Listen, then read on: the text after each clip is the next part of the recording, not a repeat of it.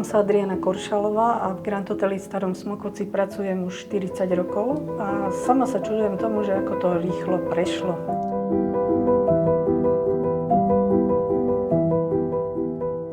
Volám sa Stanislav Háber, som vnuk Jozefa Poláka, ktorý tu pracoval 20 rokov ako recepčný na hoteli a bol nemanželským synom cisára Františka Jozefa a českej prostitútky.